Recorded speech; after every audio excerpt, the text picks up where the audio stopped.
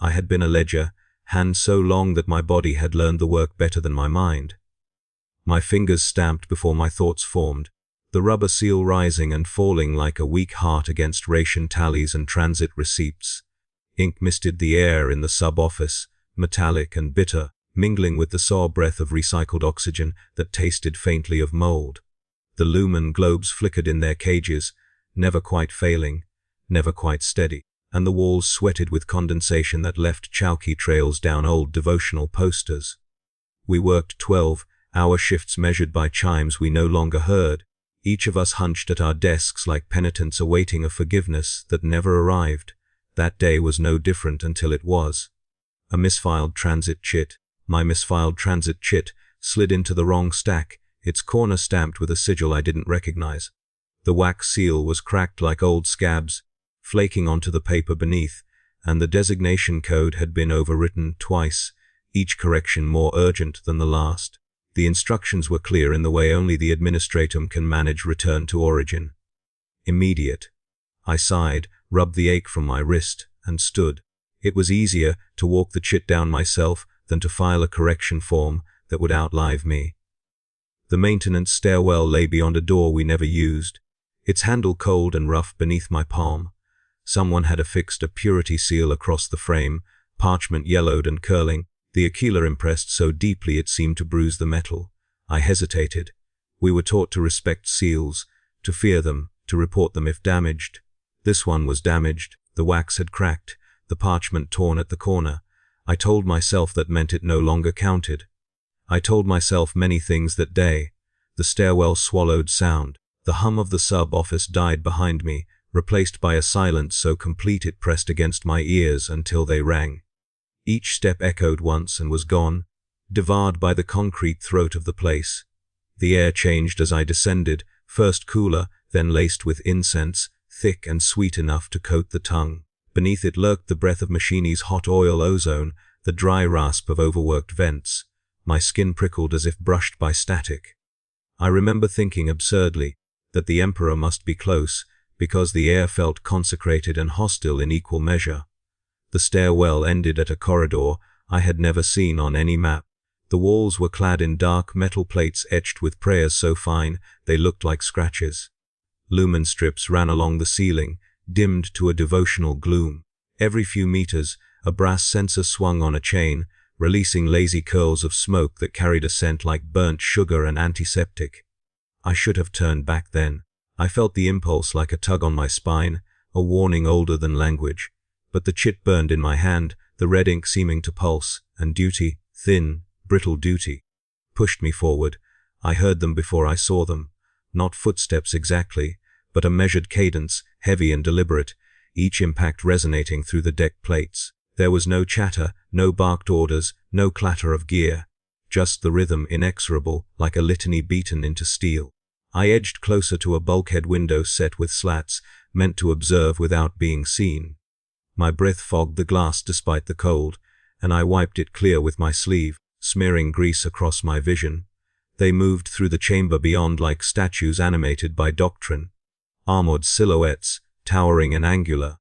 Their surfaces catching the lumen, light and breaking it into harsh reflections.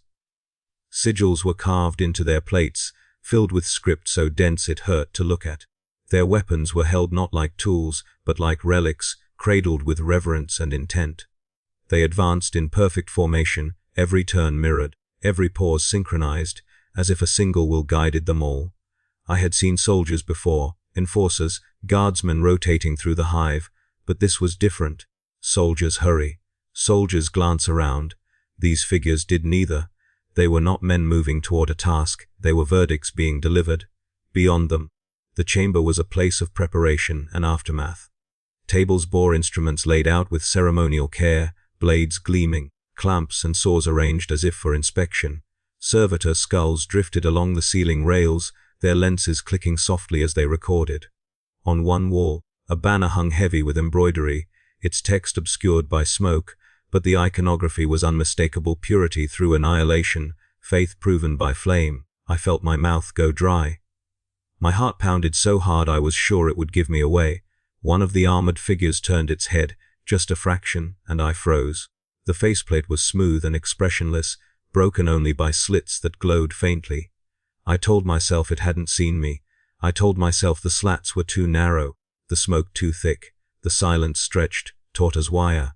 Then the figure turned back, and the formation resumed its advance. I exhaled a breath I hadn't known I was holding, my lungs burning.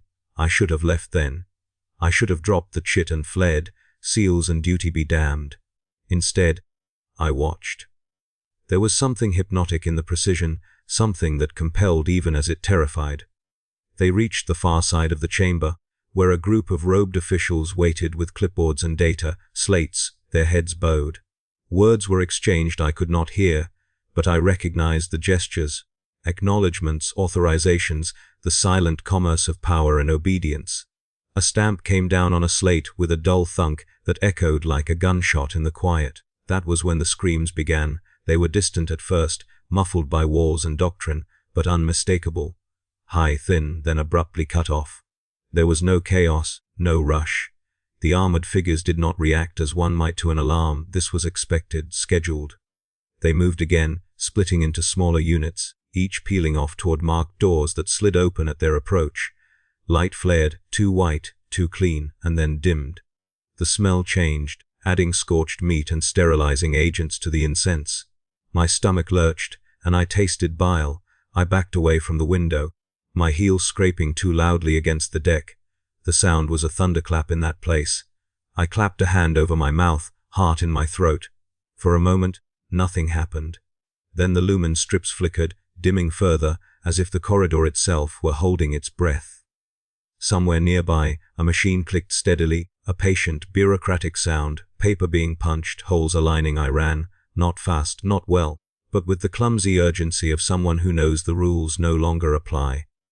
The corridor seemed longer on the return, the walls closing in, the incense thick enough to choke. The stairwell door loomed ahead, the cracked seal fluttering as if in a breeze that wasn't there. I threw myself through it and climbed, lungs screaming, legs shaking. When I burst back into the sub-office, the hum of work washed over me like a lie. No one looked up. Stamps rose and fell. The chime rang. I slid into my seat, hands trembling, the transit chit crushed and forgotten in my fist. The ink on my fingers looked darker than before, almost black. I tried to breathe, to convince myself I had imagined it, that exhaustion had finally broken me, but the silence clung to me, a residue I could not shake, and I knew, deep in my bones, that I had seen something I was never meant to see. Duty resumed. The Imperium moved on, and somewhere beneath our feet, verdicts continued to walk. They did not come for me with boots and rifles. There was no dramatic crash of a door, no shouted accusation, no enforcers dragging me across the tile by my hair. The Imperium rarely grants its citizens the dignity of spectacle. When it wants you erased, it does so with paper first, quietly, efficiently, so that by the time the knives arrive, you have already been reduced to a clerical inconvenience. It began with a shadow falling across my desk that did not match the lumen's weak angle. I looked up expecting a supervisor, a senior clerk with a fresh bruise from some unseen reprimand, and instead I saw an administratum functionary I had never met.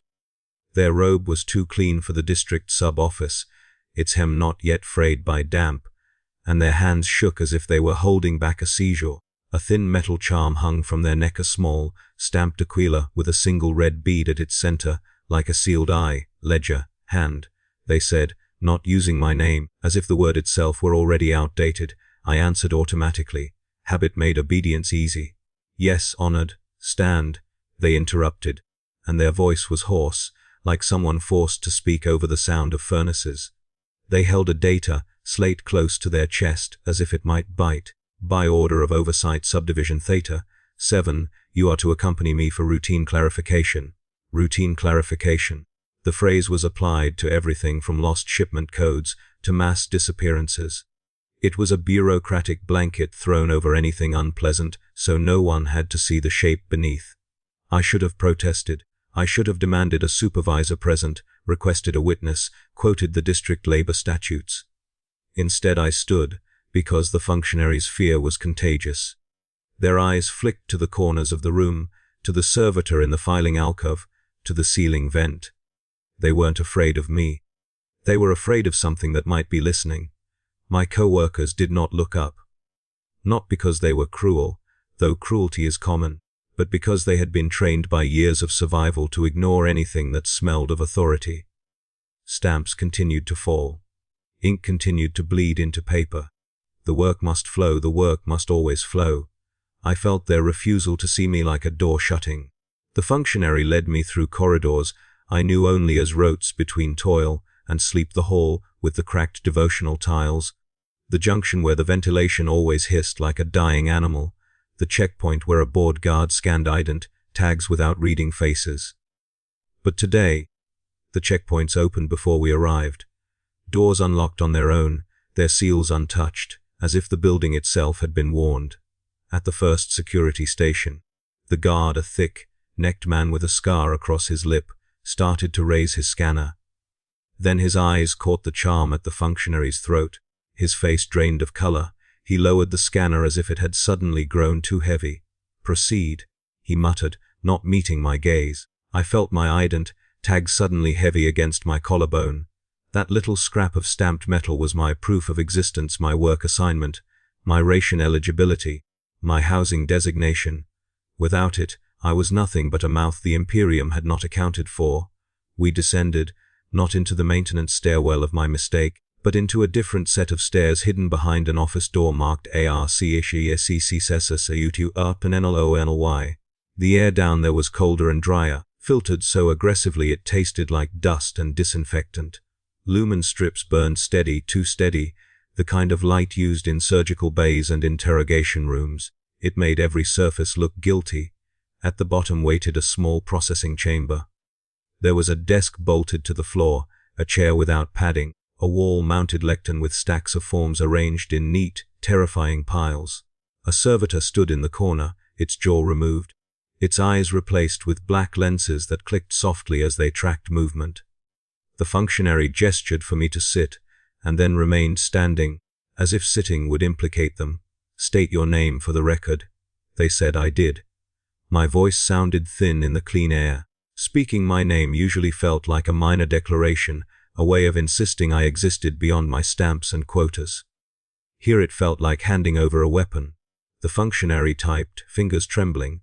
The slate pinged, and their expression tightened as if struck. They did not look at me. Correction. They said softly, "Your name is no longer required." A pen scratched behind me. I realized it was not a pen. It was the servitor's stylus moving in jerky, eager strokes across parchment, recording, translating, making permanent. The functionary slid a sheet of paper toward me. It was already stamped, not with my district seal, not with any office mark I recognized, but with a sigil like a stylized blade over an open eye. Beneath it, in clean block script, were new words. DNCIDNTEL ERO DICISINENDENIDI IORADI VRENTKANINA EMIENTISTEMIS. My stomach dropped. Witness error. Containment. These were not terms used for ledger discrepancies. What is this? I asked before I could stop myself. The functionary flinched, as if my question had cracked a taboo. "Do not ask for context," they whispered. "Context is outside your clearance." They swallowed, and I saw sweat bead at their temple despite the cold. "Provide your ident tag." I hesitated. The tag was warm against my skin, warmed by my body, by my life. The servitor's lenses clicked faster. Somewhere above us, far away, a chime rang, marking a shift change I would not be part of. "Provide your ident tag," the functionary repeated, and now there was something behind their voice, an edge of desperation. Not authority. Pleading. As if they feared what would happen if I did not comply quickly enough. With fingers that barely obeyed me, I unclasped the tag and placed it on the desk. The metal made a small sound that felt indecently loud. The functionary took it with 2 fingers, like contaminated material, and dropped it into a slot in the lectern. The machine swallowed it and emitted a faint hiss. I smelled hot metal and ozone like a tiny execution. "Garments," they said. "What?" "All outer garments, shoes, belt, any personal tokens, devotional items, keepsakes, unauthorized paper." The words came faster now, rehearsed, recited like a litany. I understood then that this was not their first time. They might be trembling, but their hands knew the sequence. I removed my coat, thin and patched, its lining stained with ink. I took off my shoes. the soles slick with old grime. I unbuckled my belt and set it down. I pulled the small, cheap devotional charm from around my neck, an aquila stamped from tin, and it felt like tearing away a layer of skin. The functionary collected each item and fed it into the lectern slots. Each swallow was accompanied by that faint hiss and the smell of ozone, as if my possessions were being vaporized into compliance. When I was left sitting in my thin underclothes, shivering, the functionary finally looked at me. Their eyes were bloodshot. "Your right to speak is suspended," they said, and it sounded like an apology. I began. The servitor moved. Not quickly, not like a predator, but with the inevitability of machinery. A metal clamp snapped around my wrist and forced my hand flat against the desk. Cold bands tightened, biting into skin. A needle emerged from the lectern and pricked my thumb. I gasped. The functionary did not react. The needle withdrew, carrying a smear of blood, and pressed it to a new document. The paper drank it greedily. "There," the functionary murmured, as if completing a task in a ledger. Thumbprint acknowledged. The clamp released. My thumb throbbed. The blood looked too bright against the paper's pale surface. For a moment, I stared at it in disbelief. My blood, my proof, used not to grant me access or rations, but to bind me to containment. The functionary handed me another sheet, this one thicker, its edges crisp. A stamp at the bottom was still wet, and the scent hit me hard: old blood and ozone. It was the same scent I had tasted in the maintenance corridor below, incense mixed with sterile violence.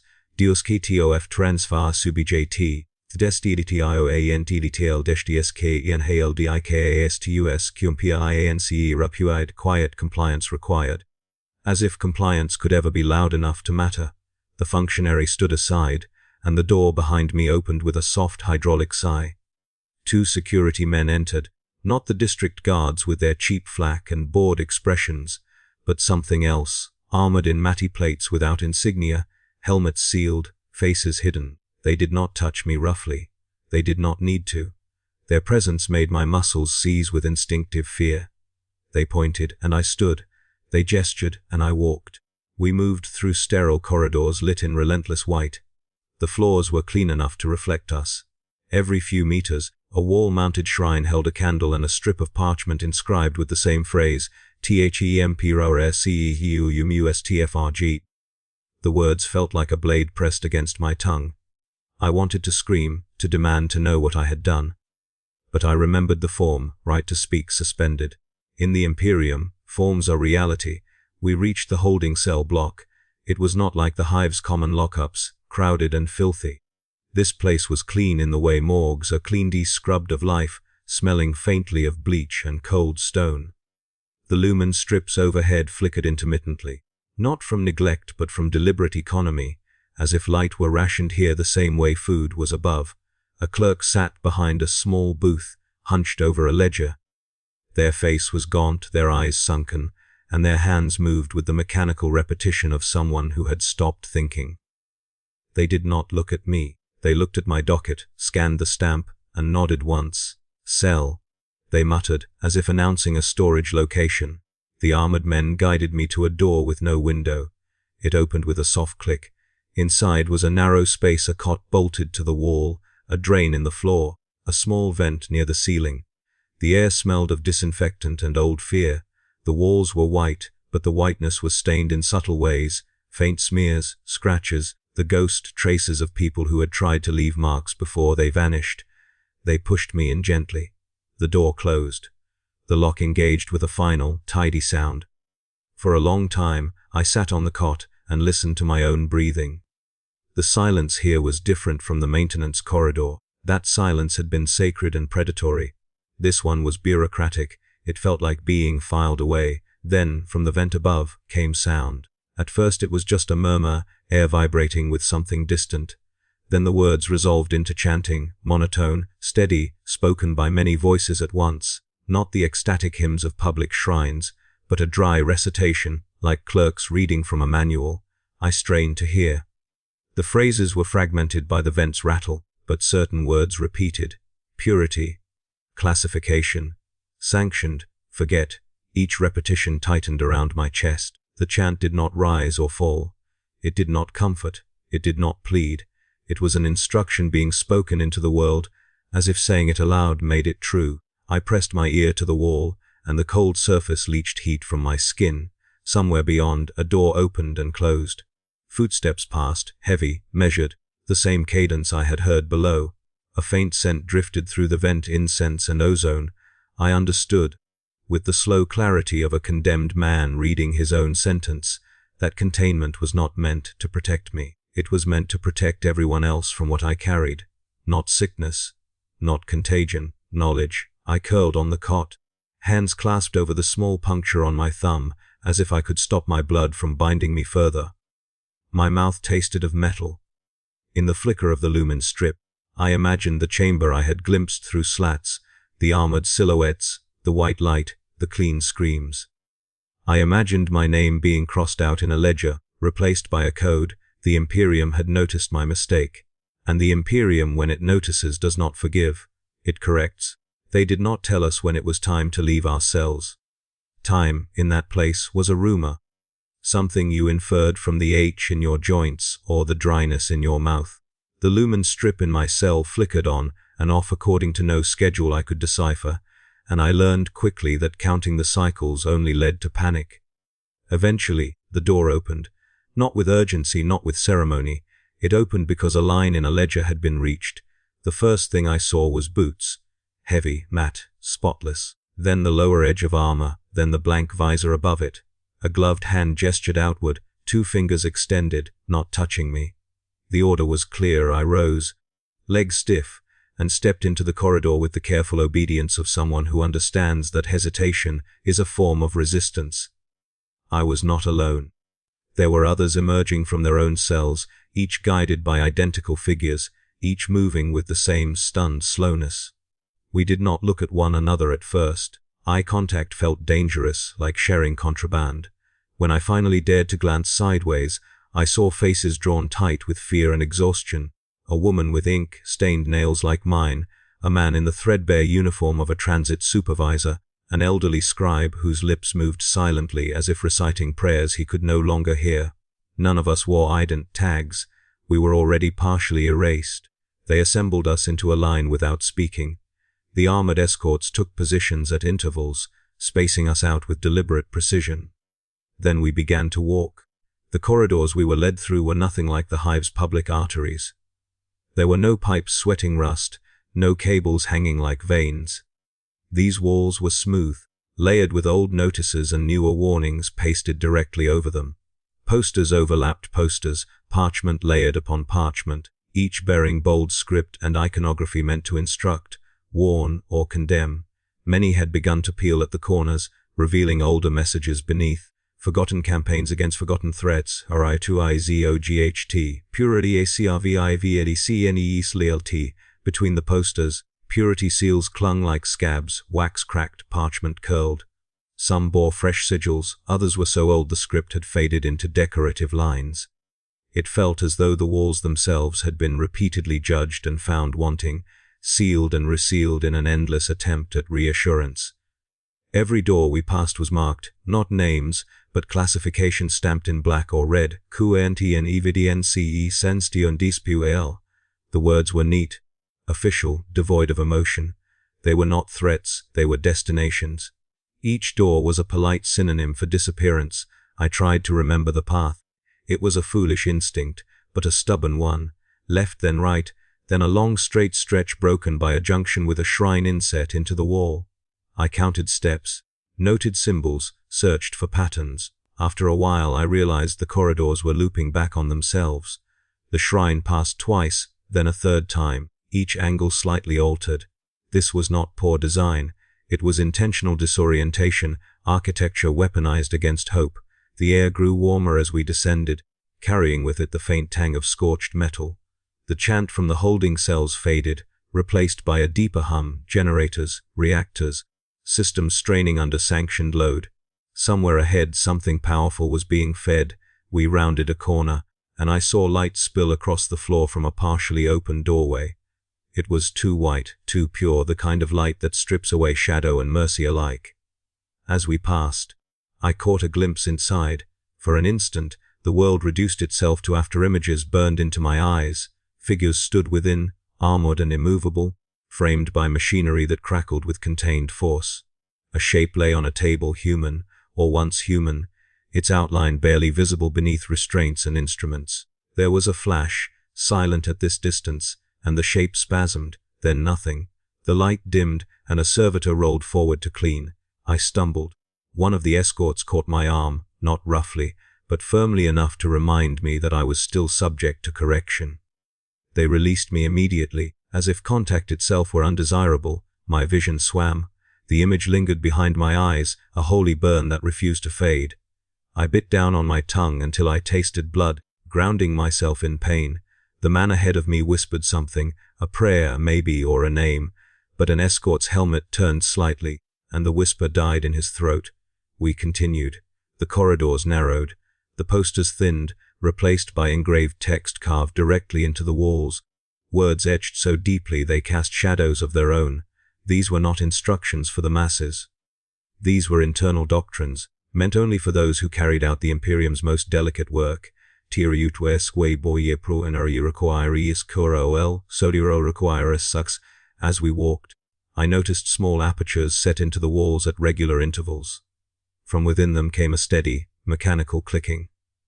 At first I thought it was ventilation or some automated maintenance system. Then we passed close enough for me to see inside one. It was a machine. Narrow, upright, its casing stamped with serial numbers and purity marks. A stack of forms fed into its top. With each click, a punch descended, neatly perforating paper. The forms emerged below with holes aligned, ready for binding. Click, click, click. The sound was steady, unhurried. Each click felt final, like a metronome counting down lives. I realized with a chill that the machine was not keeping time. It was keeping pace. Pace with something happening elsewhere. Interrogations, executions, classifications being finalized. Paperwork moved at the speed of death. We passed more doors, more flashes of white light, each glimpse worse than the last because my mind filled in details my eyes could not fully see. The woman behind me began to sob quietly, shoulders shaking. No one turned to comfort her. Comfort was not an approved response. At a junction, the line split. An escort stepped forward and pointed at the elderly scribe. He looked up, confusion clouding his face. He tried to speak, perhaps to ask where he was being taken, perhaps to protest, but the escort shook their head once. The scribe was guided down a side corridor marked CTON. The door closed behind him with a soft hiss. We never saw him again. The line moved on shorter now. He was not mourned. Mourners create records, and records invite questions. By the time we reached the end of the corridor, my legs were trembling from tension rather than fatigue. The final chamber was wide and low, ceilinged, dominated by a long desk behind which sat several robed figures. Data slates hovered on suspensor fields around them, drifting like obedient spirits. A single lumen hung above, casting harsh shadows that exaggerated every hollow in their faces. We were lined up before them. One by one, we were called forward, not by name, but by code numbers read from the slates. Each subject stepped up, answered a few questions in low voices, and was either directed through one of several exits or escorted away by armored figures. I could not see where the exits led. I did not want to know. When my turn came, a robed functionary looked at me as one might look at a flawed cog. Witness, classification incidental, they read. Error designation red, ink variant. Their eyes flicked up to mine, sharp and assessing. You attempted to observe. It was not a question. I swallowed. The word caught in my throat. I remembered the form. Right to speak suspended. I closed my mouth. The functionary nodded, as if my silence confirmed something. Attempted observation recorded. They continued, tapping their slate. Degree of exposure pending further audit. They gestured to a door marked EVDNC. Proceed. As I turned toward it, another flash of white light flared from somewhere behind me. Someone screamed, a roar. Animal sound that cut through the bureaucratic calm like a knife. It ended abruptly. The clicking of the paper punch never faltered. I stepped through the door, my shadow swallowed by sterile light, carrying with me the terrible understanding that truth, once seen, is never forgiven, only processed, redacted, and buried under layers of official silence. And I knew with growing certainty that whatever awaited me next would not be about what I had done, But about what I now knew, the door marked evidence closed behind me with a sound like a final punctuation mark. The light inside was softer than the corridors, diffused through hanging incense burners that blazed smoke in slow, devotional curls. It smelled of sanctified oils and old paper, undercut by something sharper, ozone again, and the faint metallic tang of blood scrubbed too often from the same surfaces. The room was wide but deliberately sparse, its emptiness arranged to make the mind echo.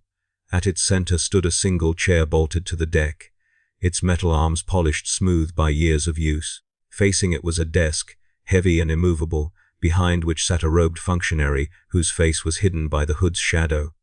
To one side hovered a scribe servitor, its skeletal frame draped in parchment strips inscribed with tiny prayers. Its hands ended in a cluster of tools: stylus, needle, data, spike. On the other side, partially obscured by a hanging screen, I could hear the soft, patient whine of machinery being tested. "Sit," the functionary said. I obeyed. The chair was cold even through the thin fabric of my underclothes, and a subtle vibration ran through it, as if it were alive or listening. Restraints slid from the arms with a muted click, not locking me in place but resting against my wrists, a reminder of options. "This is an audit," the functionary continued, voice even, almost bored. "Not an interrogation. Your cooperation is assumed. Resistance will be recorded as variance." They did not ask if I understood. Understanding was not required. A slate lit up on the desk, projecting lines of text that scrolled slowly, deliberately, as if savoring each word. The functionary began to read, and I realized with a jolt that they were not reading to me. They were reading about me. Subject present during unauthorized operation, they intoned. Exposure duration unknown. Proximity range within visual threshold. Cognitive retention suspected. The scribe servitor's stylus scratched across parchment, translating speech into permanence. Each stroke sounded loud in the quiet room. "State the exact moment you became aware of the operation," the functionary said. I hesitated. The question was precise in the way only bureaucratic questions are, demanding an answer that reality cannot provide. The restraints against my wrists tightened imperceptibly, as if sensing the pause. I don't know the exact. Pain lanced through my arm as something bit into my skin. I cried out despite myself. The functionary had not moved. The servitor had extended a thin prod, its tip glowing faintly, pressed against the inside of my forearm. The pain was sharp and clean, leaving my nerves buzzing like struck wires. "Uncertainty is a form of obfuscation," the functionary said mildly. "Obfuscation is adjacent to heresy. Please refine your answer." My heart hammered. Sweat slicked my palms. I forced myself to breathe, to remember. "When the air changed," I said quickly. "In the stairwell, when I smelled incense over machine oil, that's when I knew something was different." The pain ceased. The servitor retracted the prod. The stylus resumed its scratching. "Noted," the functionary said. "Exposure awareness correlated with sensory anomaly. Record that." They asked more questions, each framed in the cold language of forms: visual acuity, auditory input, symbol recognition. Did I see sigils? Yes. Could I describe them? Only generally. Did I hear words? Just chanting. Did I recognize the armor? No. Did I attempt to record, sketch, or memorize details?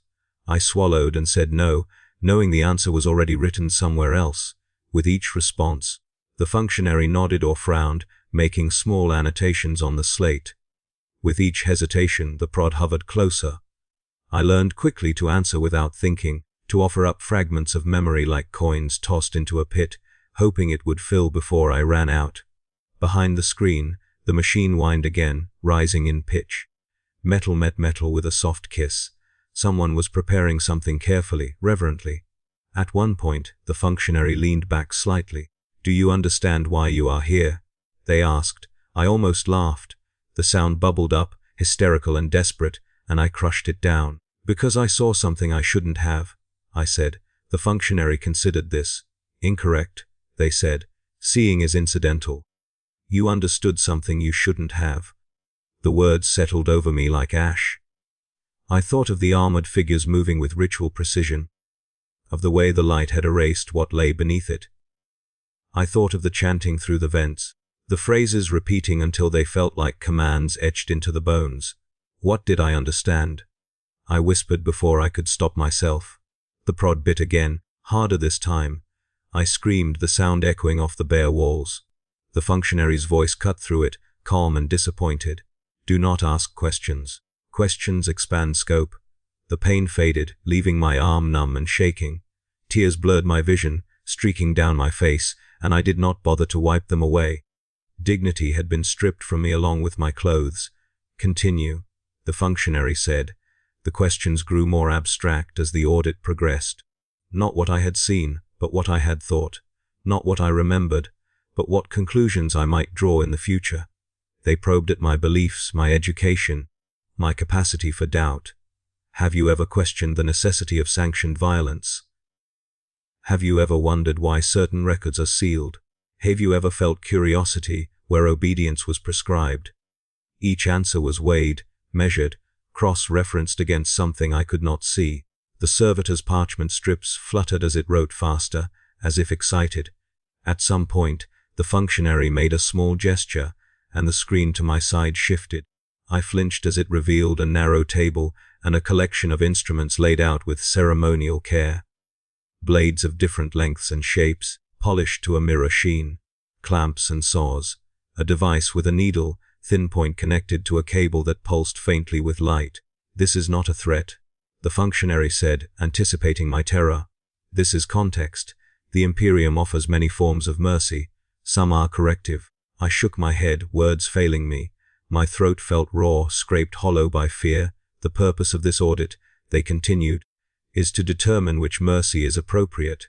The machine behind the table whined again, a test cycle completing with a satisfied click. The sound made my stomach churn. They returned to their slate. Cognitive resilience appears average. Ideological deviation minimal. Curiosity present but not cultivated. Subject displays fear response appropriate to indoctrination level. They looked up at me then, really looked, and for a moment I thought I saw something like regret flicker in their eyes. Or perhaps it was just fatigue. You are not guilty, they said. Guilt implies choice. You are contaminated. The word struck harder than any prod. Contaminated, not evil, not treasonous, simply unclean by proximity. The Imperium cannot allow unfiltered knowledge to propagate, the functionary went on. Information spreads faster than plague if left unchecked. You are a vector, albeit a minor one. They tapped their slate, and a new designation scrolled into view. I caught a glimpse of it reflected in the polished surface of the desk. Sanstium pet onioil, outuum ped ng parisheseng. My heart sank. Conditional meant there were still options, but none of them were good. The functionary stood. This audit is complete, they said. You will be transferred for processing.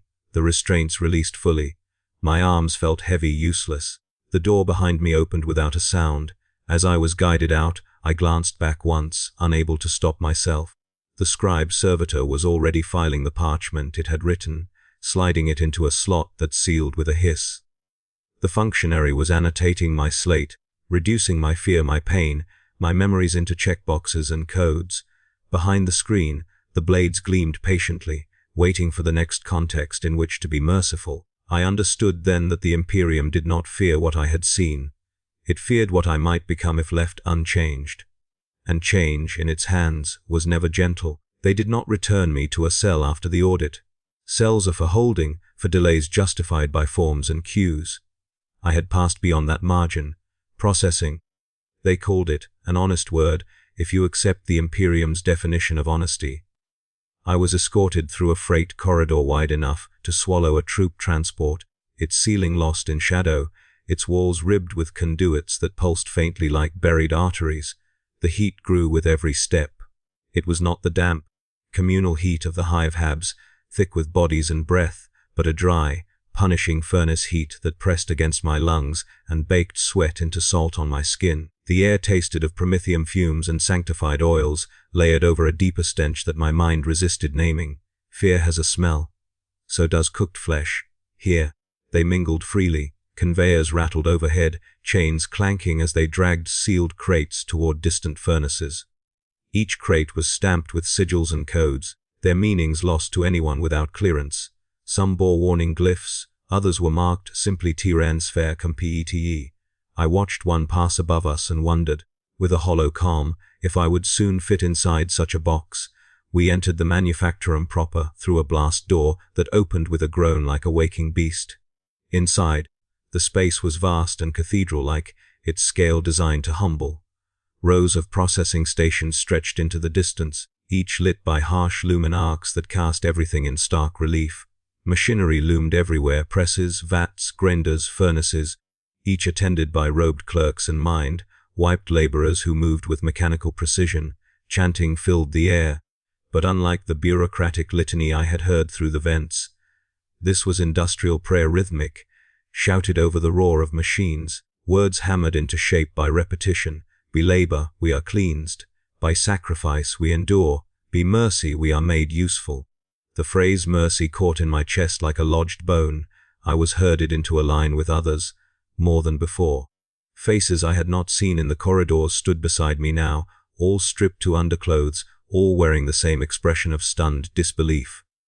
Some were crying openly. Others stared straight ahead, eyes glassy, mouths moving silently as they mouthed prayers or names. A few stood unnervingly calm, their resignation more frightening than panic. Ahead of us, a clerk sat at a raised station, their desk piled with data, slates and stamped forms. They worked quickly, efficiently, never looking up unless a discrepancy demanded it. Each person stepped forward, pleaded or remained silent, and was assigned a destination with the flick of a stylus. One man in front of me broke. He was tall, broad-shouldered, with the calloused hands of a labor overseer. When his turn came, he leaned across the desk, tears streaming down his face. Please, he begged, voice cracking. Send me to the penal legions. I'll fight. I'll die fighting. I'll die clean. Emperor, witness me, I'll die clean. The clerk did not react at first. They scanned his slate, eyes flicking back and forth as if reading an inventory list. Finally, they sighed, a small, human sound utterly out of place. Penal assignment requires specific criteria, they said without looking up. Combat aptitude insufficient. Ideological contamination unresolved. I'll learn, the man sobbed. I'll learn fast. Anything, any battlefield. The clerk checked a box on the slate. The sound was soft, almost polite. Request denied. 2 attendants stepped forward immediately. The man struggled then, a sudden, desperate surge of life, but the attendants were practiced. They restrained him with calm efficiency and dragged him toward a steel door set into the side of the manufactorum floor. Above it, a sign glowed, Vates, merci précieux. The door slid open. Heat and stench poured out like a physical force. The man's screams began even before he was fully inside, echoing off metal and machinery. The door closed behind him. The screams cut off mid-note, truncated with horrifying neatness. The clerk called the next code. I felt something inside me fracture, not shatter. There was no drama in it, but crack quietly like a hairline break in glass. The idea that there was an option, however terrible, that one could choose death with a narrative, soldier, martyr, expendable hero, had sustained me more than I realized. Watching it denied so casually stripped that illusion away. When my turn came, my legs carried me forward without instruction. The clerk scanned my slate. Witness, classification incidental, they murmured. Conditional sanction. They looked up at me then, really looked, and I saw exhaustion etched into every line of their face. Not cruelty, not malice. Just the wariness of someone who processed hundreds of lives a day and remembered none of them. You understand this is a mercy, they said. I almost laughed again. I almost screamed. Instead, I nodded, because nodding had become my only remaining skill. They gestured to a different exit than the vat's door, though not by much. A ramp sloped downward into a lower level, where the heat intensified, pressing against my chest like a giant hand. As I descended, the chanting grew louder, more fervent, the words blurring into noise. The lower manufactorum was a place of finality. Here the machines were larger, hungrier. Open vats bubbled with viscous fluids that glowed faintly under the lumen arcs, their surfaces breaking with slow, obscene pops. Arms protruded from some vats, metal arms, augmetic limbs, being lowered in or extracted by cranes.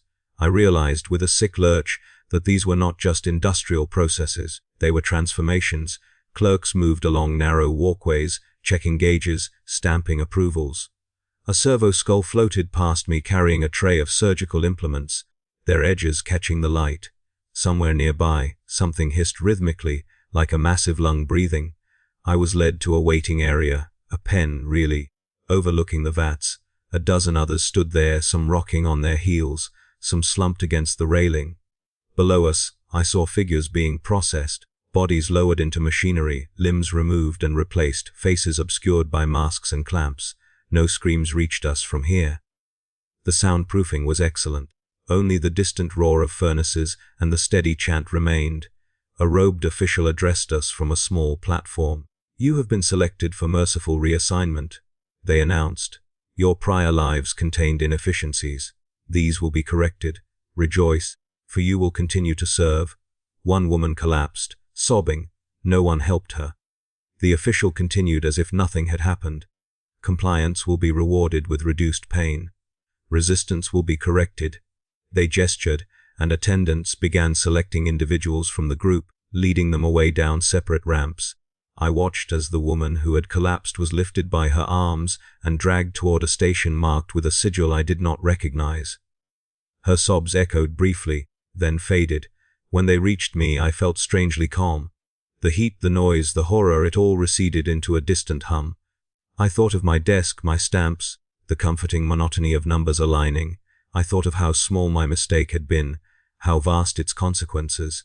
As I was led away, I caught one last glimpse of the vats, their surfaces churning patiently.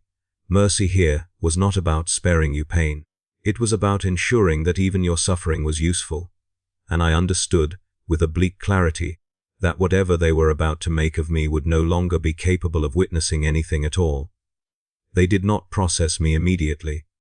That, I learned, was a distinction, one of the few remaining privileges afforded to those deemed conditionally useful. I was diverted from the vats at the last moment, peeled from the flow of bodies like a form misfiled, but not yet destroyed.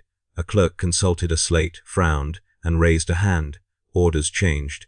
They always do. I was led away from the heat into a cooler transit tunnel, my skin prickling as sweat dried too fast. The chanting faded behind us, replaced by the distant thrum of engines and the echoing clang of bulkhead doors sealing and unsealing. The air here smelled of ash and antiseptic, as if something had recently burned and been hastily cleaned away. "External radius reassignment," one of the escorts said to the other, as if reciting a shipping update. "Purge perimeter expanding." The word slid into me like ice. Purge perimeter. I had thought foolishly that what I'd seen was contained, localized, buried beneath layers of stone and secrecy. The Imperium does not work in pinpricks. It works in circles. They loaded me onto a transport with others diverted like me, men and women pulled from manufacturum lines, interrogation suites, holding blocks. The vehicle was windowless, its interior lined with hard benches and restraining straps that bit into our shoulders as it lurched into motion. No one spoke. Speech had become dangerous. Even thoughts felt loud. When the transport finally stopped, the doors opened onto my world, or what remained of it. The hive district I had known was unrecognizable beneath the pall of smoke and ash that choked the streets. Sirens wailed continuously, not the sharp alarms of immediate danger, but the long, mournful tones of civic enforcement, signals meant to herd, not to warn. Searchlights cut through the haze, illuminating lines of people moving in obedient columns toward designated checkpoints. We were marched out and integrated into the flow. I recognized landmarks as we passed them, the transit hub, where I used to buy ration bars, now sealed and guarded, the shrine where I had lit candles on sanctioned holy days, its doors thrown open, priests shouting instructions instead of prayers. Cathedral arches loomed overhead, their stone blackened by soot, purity banners hanging limp and stained. Families stood in lines beneath those arches, clutching documents and each other. Children cried softly, muffled by their parents' hands.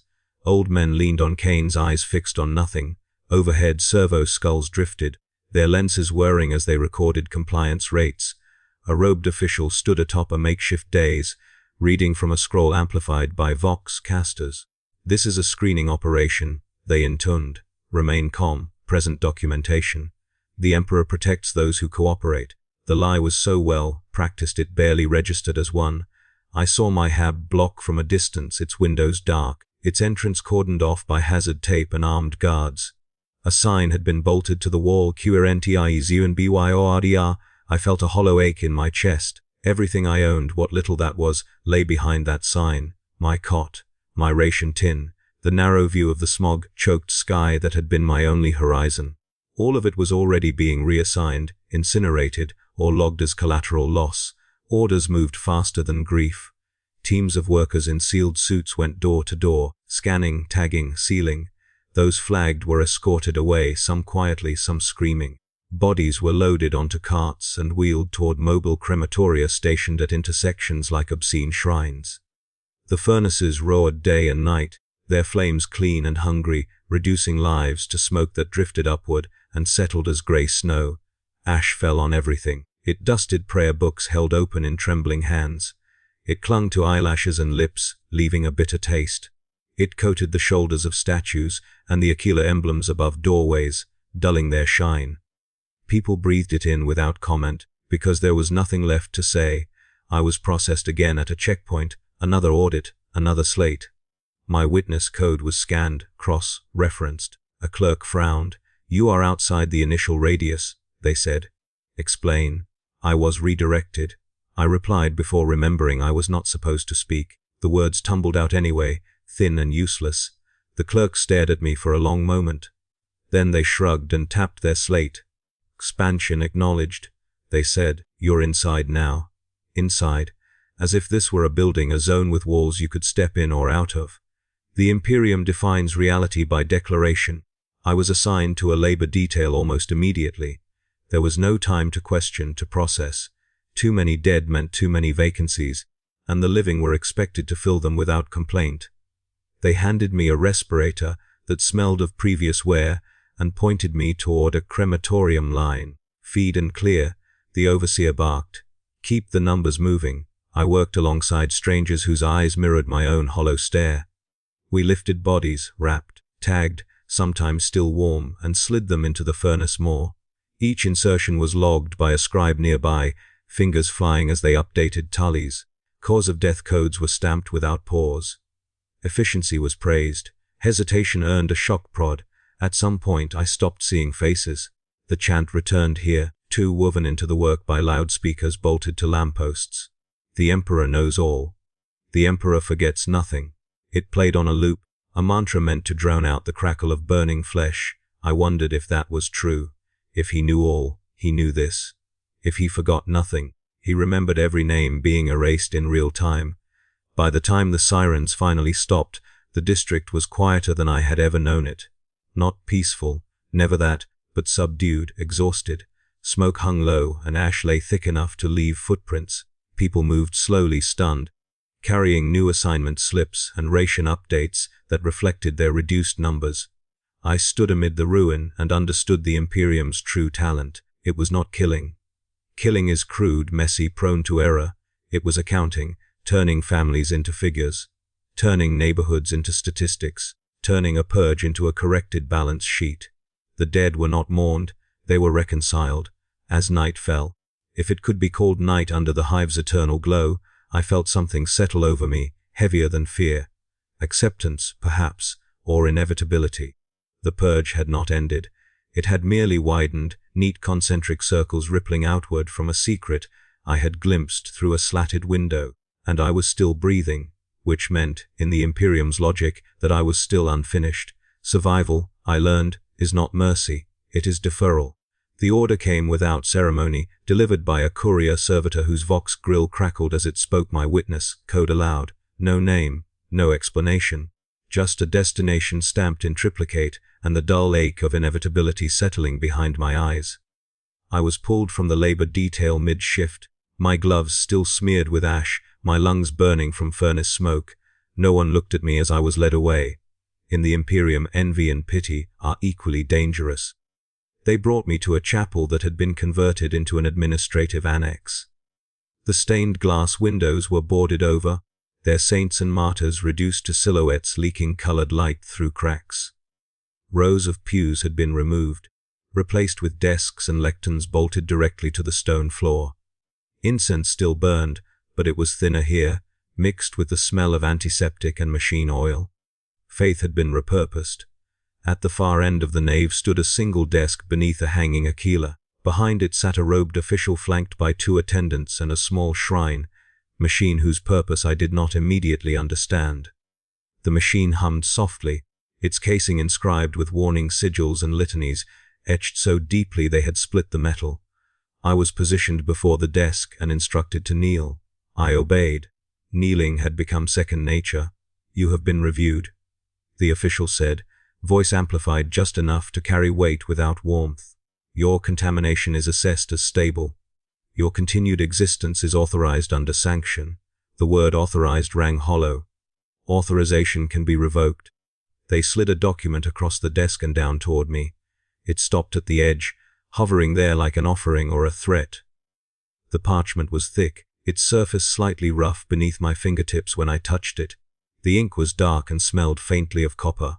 "Read," the official commanded. I did, slowly.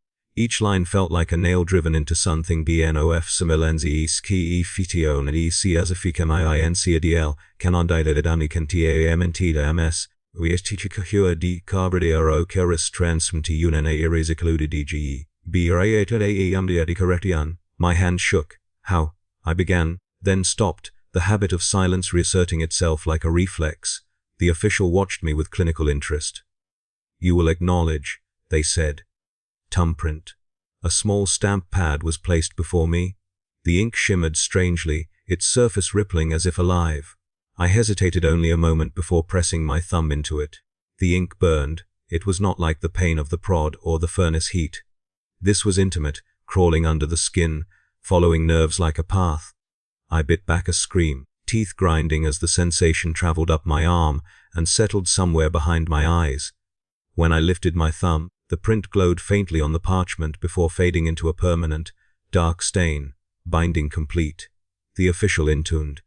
The shrine machine stirred. Its hum deepened, and an articulated arm unfolded from its casing. At its end was a collar, crude, heavy, its inner surface studded with contact points that glistened with conductive gel. Wires trailed from it like roots. I recoiled instinctively, but the attendants' hands were already on my shoulders, firm and inexorable. They guided me forward, tilting my head back. The collar closed around my neck with a soft, final click. Cold spread outward from the contact points, sinking into flesh. I felt pressure, then a series of sharp, precise pricks as the collar interfaced with my nervous system. My vision blurred. The chapel swam. "Calibration," the official said calmly. "Remain still." The machine pulsed. Pain flared behind my eyes, and with it came something else, a tightening, a constriction in my thoughts. Words I tried to form slipped away, leaving gaps. Concepts blurred at the edges, as if wrapped in gauze. "Recite the litany," the official commanded. A vox caster crackled, and a monotone voice began to speak. "I am loyal. I am silent. I am forgiven. I am loyal," I repeated automatically. The collar tightened just a fraction. Pain lanced through my jaw. "I am silent," I said, the words tasting wrong, thick and metallic. Another tightening. A flash of white behind my eyes. "I am forgiven," I finished, voice barely a whisper. The pressure eased. Sweat streamed down my back. I sagged between the attendants, breath coming in ragged gasps. "You will learn a new vocabulary," the official said. "Approved phrases, approved denials, approved affirmations. Anything outside this lexicon will trigger correction." As if to demonstrate, they nodded to an attendant. "Ask him." The attendant leaned close. "What did you see beneath the hive?" The image surged up in my mind, the armored figures, the white light, the tables, but as I opened my mouth, agony exploded through my skull. The collar constricted, needles biting deeper. My vision went black at the edges. I tried and screamed instead. "Correctly," the official said, unperturbed. "I saw nothing unauthorized." I gasped, the phrase spilling out as if pre-written. The pain stopped instantly. "Good," the official said. Again, the attendant asked another question. Another spike of forbidden memory. Another surge of pain. Another approved response forced its way out. Each repetition carved the lesson deeper. Thought became dangerous. Memory became a minefield. Silence was no longer a choice, it was survival. When they finally released me, I collapsed to the stone floor, shaking. The collar remained, its weight constant, a reminder that my mind was no longer entirely my own. You will be reassigned, the official said.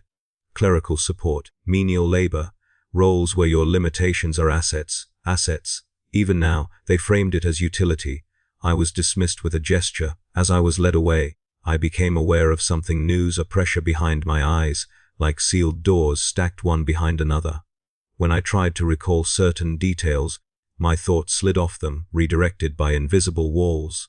At night, in the narrow cot of my new quarters, I dreamed of corridors and white light, but woke unable to describe them even to myself. I was allowed to live only as a walking omission, a breathing redaction. The purge had not ended. It had narrowed, focusing inward, toward the last place unsealed, me. They summoned me at the hour when the hive pretends to sleep. There was no siren, no escort squad clattering through corridors, just a soft chime from the collar at my throat, a vibration that resonated through bone and thought alike. I woke instantly, heart already racing, as if some part of me had been waiting for this signal since the moment ink burned into my thumb. I dressed without being told. There was nothing to pack. Possessions implied duration, and my duration had been quietly revised. The corridors were empty as I walked them, lumen strips dimmed to a funereal glow. Servitors stood dormant in alcoves, heads bowed, cables slack like dead vines. The air was cool and dry, scrubbed clean of incense and ash. This part of the complex was meant to feel calm, reassuring. A place where decisions could be finalized without distraction. The chamber awaited me at the end of a long hall whose walls were bare of posters, seals, or scripture. No warnings were needed here.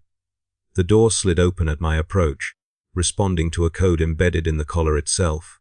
I realized then that I had not been summoned. I had been delivered. Inside, the room was small and immaculate. A single lumen hung overhead, its light harsh and clinical, flattening everything beneath it into sharp lines and honest shadows. There was a desk, a chair opposite it, and behind the desk a scribe in grey robes, their features indistinct, their posture perfect. No attendants, no guards. None were required. Sit, the scribe said. I sat. They consulted a ledger, real parchment, bound in dark leather, its pages thick and yellowed with age. This was not a slate. This was permanence. Their finger traced a line slowly, reverently, until it stopped. Witness, classification incidental. They read. Sanction of silence applied. Cognitive containment successful. They looked up at me for the first time. Their eyes were not cruel. They were tired. You have complied. They continued. You have served. Your deviation potential has diminished to acceptable levels. A pause. The scribe turned a page. However, they said, and the word felt heavier than any sentence I had heard before, your existence remains inefficient. I did not speak. I could not. The collar hummed softly, sensing no breach, no need to correct. Approved silence. You have seen too much, the scribe went on, not in detail, not with clarity. But proximity leaves residue. Even redacted memories cast shadows. They closed the ledger gently. The sound echoed in the small room, final and intimate. The Imperium does not hate you, they said, as if delivering a kindness. Hatred requires recognition. You are surplus. I felt a strange calm settle over me then. Not relief, not peace. Something quieter. Acceptance perhaps, or the exhaustion that comes when every avenue of hope has been methodically sealed. The scribe slid a single document across the desk. Asceti anadid, ascetian terminaneon, setion and I minimal destiobnce. My eyes traced the words without really seeing them. I had known this moment was coming, even as I scrubbed furnaces and recited litanies and learned how not to think. The Imperium is thorough. It does not leave loose ends in the margins. You may confess, the scribe said. If you wish. The offer surprised me. My mouth opened before fear could stop it. I didn't mean to, I said. The words felt small, childish. I was just doing my job. The collar tightened slightly, not in pain but in warning. Confession was permitted. Explanation was not. The scribe inclined their head. Intent is not a mitigating factor, they said, but the record will note your compliance to the end. They pressed a stamp to the document. The sound was sharp, definitive. I was led, not by force, but by protocol, through a side door into an adjoining chamber. This one was even smaller, its walls padded with sound-dampening material. A single apparatus stood at its center, a narrow table, a headdress, an instrument suspended above it like a halo of metal and glass. The instrument hummed softly, a familiar sound now. Clean, precise, lie down, the scribe instructed. I did, as they secured the restraints, light, almost gentle. I became acutely aware of my body, the weight of my limbs, the rise and fall of my chest.